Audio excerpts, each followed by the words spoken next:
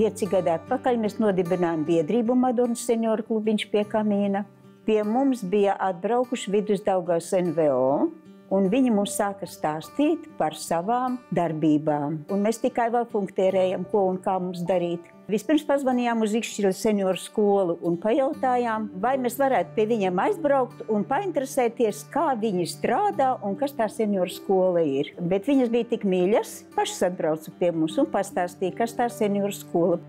Un tā mēs sapratām, ka mums ir jāsāk domāt par šo senioru skolu. Pabijām Krustpilī, pabijām Siguldā, pabijām Daugavpilī, bijām Ķeipenē. Ķeipeni mēs izvēlējamies Gunti Graudiņa Petersonu par savu krustēvu, kas mūs ievada senioru skolas darbībā. Un no šī gada maija mēs esam senioru skolu oficiāli reģistrēti uzņēmumu reģistrā.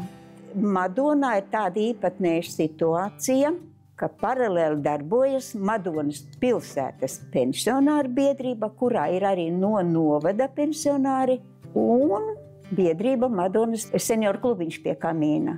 Un vienkārši, lai mēs mazlietiņ tā kā atšķirtos un ietu laikmetam līdzi, mēs nolēmām, ka mums jāiet šis ceļš. Pirms veidojam savu senioru skolu, mēs izveidojām aptaujas anketu un lūdzām mūsu biedriem atbildēt uz jautājumiem, kurās jomās viņi vēlas darboties.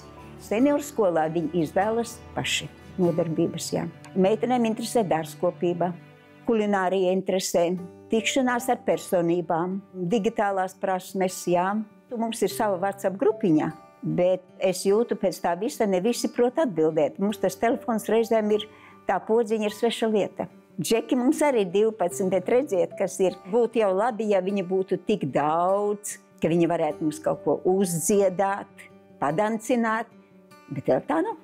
Pirms vairākiem gadiem man trāpījās infarkts.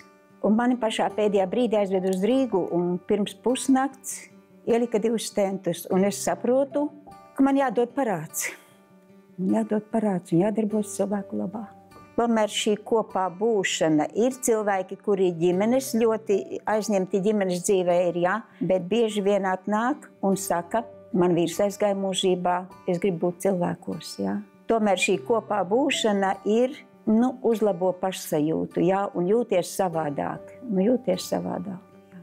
Kopā būšana. Tad, kad cilvēks ir vientuļš, tad viņš par kaitēm domā, ka tur tas un šitais, bet tad, kad viņš ir sabiedrībā, jā, mainās daudz kas. Daudz kas mainās. Vienkārši atnāk un viens ar otru un satiekas. Tas vienkārši uzlabo dzīves kvalitāti.